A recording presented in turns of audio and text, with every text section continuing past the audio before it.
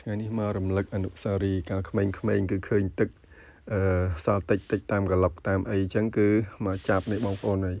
នេះទឹកប៉ុណ្្នឹងសិតតែកូនត្រីកូនត្រីហ្នឹងគឺកូនត្រីក្រាញ់នេះកូនត្រីក្រាញ់ហើយនឹងកូនត្រីចង្វាកពឹសអីចឹងទៅអញ្ចឹងដោយសារតែឃើញអញ្ចឹងមកចាប់ដើម្បីយកទៅដាក់ក្នុងស្រះទេមិនមែនយកទៅធ្វើអីទេដោយសារតូចមែនតើតូចច្រើនចឹងដូចជួយរំដោះគ្រោះគ្នាឲ្យគ្នាបានទឹកបានអីដែរផងដែរនេះគឺតូចបាទអត់ប៉ុនកញ្ចក់ដៃបាទកញ្ចក់មេដៃហ្នឹងប៉ុណ្ណឹងបាទហើយនៅក្លុកពេញហ្នឹងបាទច្រើនមែនតើនេះបាទច្រើនអញ្ចឹងកាលក្មេងៗគឺ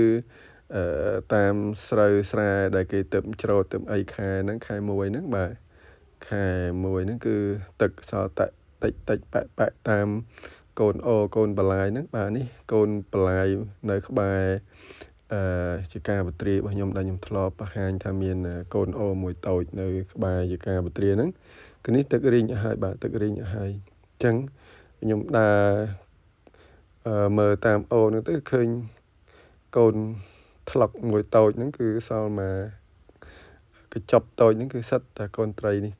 តូចបាទមានទាំងត្រីក្រាញ់បាទនេះចាប់មកសន្ទុះមកគឺប៉ុណ្ណេះសិតតែកូនត្រីក្រាញ់បាទហើយអានេះគឺនៅប៉ុណ្ណេះទឹកសប៉ុណ្ណេះអញ្ចឹងមិញហ្នឹងគឺនៅឆ្ងាយពីគ្នាបន្តិចហ្នឹងគឺវាអត់អាចមកនេះបានទេអញ្ចឹងតិចខ្ញុំនឹងបាចទឹកនេះបាចដើម្បីចាប់ដែរបាទនេះបាចសារតែនៅម្នាក់ឯងថតផងអីផងអញ្ចឹងពិបាកតិចបាទអញ្ចឹងបាចមកសន្ទុះធំដែរបាទបាចមកសន្ទុះធំដែរចាប់ដើមរីងបដានេះឃើញនេះបាទ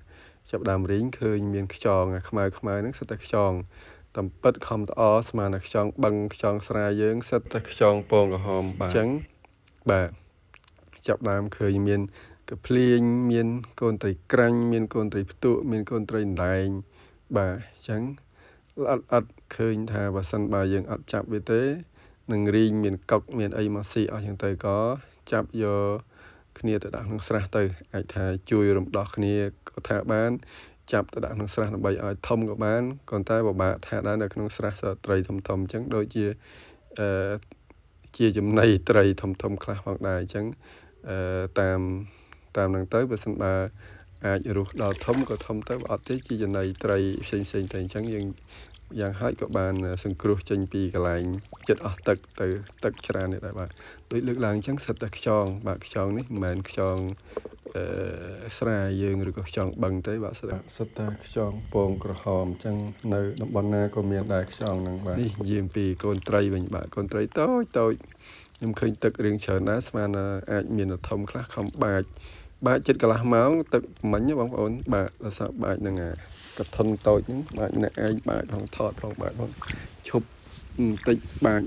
ហើយដោយសារតែអត់ធ្លាប់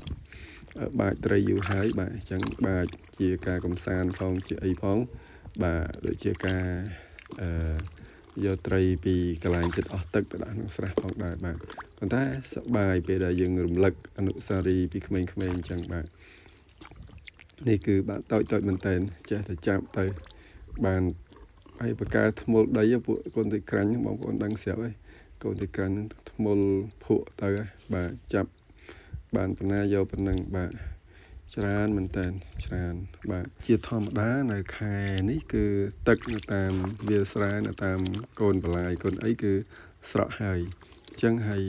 អ្នកភូមិខ្ញុំហ្នឹងគឺជាពិសេសគឺគាត់ចូលចិត្តដើ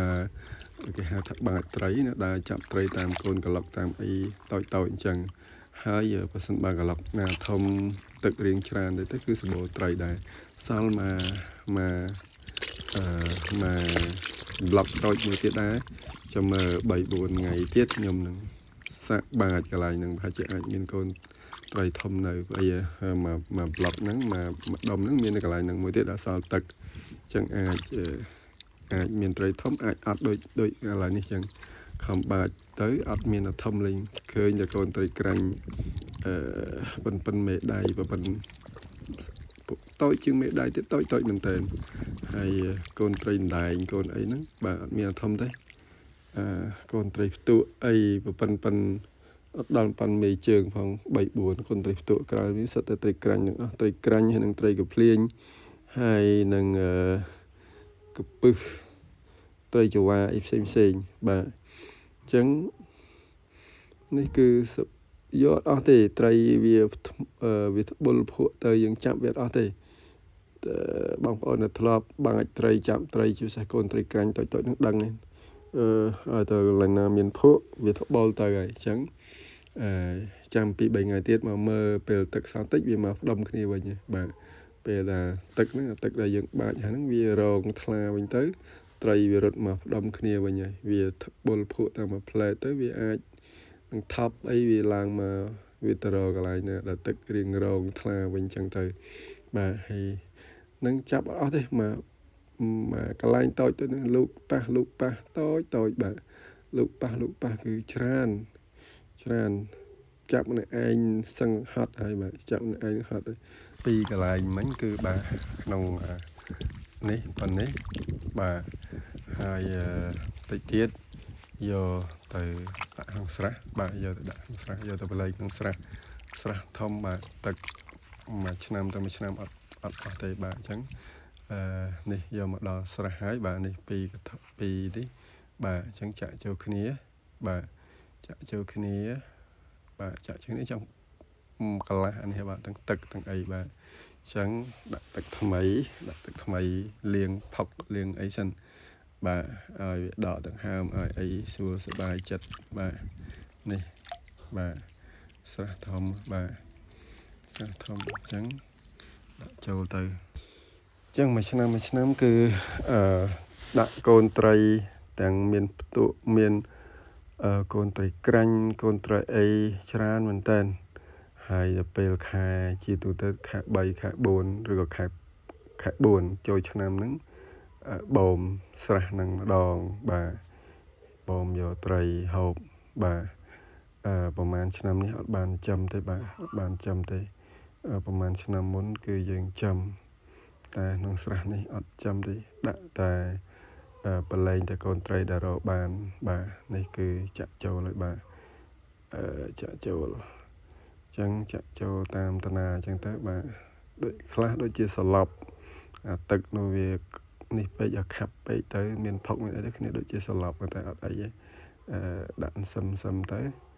បាទនៅលោតផ្លោតនៅឡើយខ្លះអត់ទាន់អីអត់ទាន់ងាប់ទេបាទអញ្ចឹងចាក់ចូលក្នុងស្រះធំនេះបាទ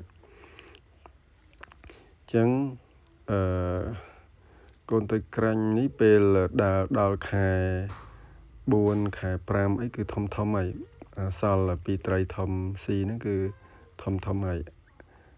អាចស្ទូចអាចអីបានបាទអាចបងអីបានបាទអញ្ចឹងក្នុងស្រះនេះគឺត្រីមានត្រីចូលខ្លួនឯងពេលភ្លៀងមកបាទនេះវិញគឺនេះហៅអីគេចេះតិចកម្មបាទសត្វតិចកម្មគេមកទុំនៅហ្នឹងបាទពេលល្ងាចពេលព្រឹកមកទុំនៅលើខ្សែភ្លើងដែលយើងទុកដាក់អំពូលពេលយប់បាទដាក់ពេលយប់មកនោះបាទដាក់ពេលយប់ដាក់ត្រីដាក់ឲ្យសត្វល្អិតមកដើម្បីត្រីស៊ីហ្នឹងគេមកទុំនៅលើហ្នឹងបាទនេះសិតតែតិចកម្មបាទអញ្ចឹងគេមកផឹកទឹកគេមកកំសាន្តក៏មិនដឹងដែរបាទអញ្ចឹងនេះមួយវគ្គទៀតត្រីដាក់បានហ្នឹងបាទដាក់ស្បៃដាក់អីបានហ្នឹងគឺសិតតែកូនត្រីក្រាញ់ដែរនេះcònធំជាងមុនតិចបាទមានត្រីផ្ទុកមានត្រីអីអញ្ចឹងយកមកបលែងក្នុងស្រះដែរបាទកន្លែងតែមួយទេនេះបាទបលែងបាទអញ្ចឹងអាណារៀងត្រឹសតិចយើងតុកទៅអាណាធំគឺអាណាតូចយើងតម្លាក់ចូលក្នុងស្រះបាទអញ្ចឹងស្រះកន្លែងតែមួយទេមិញបាទនេះបាទ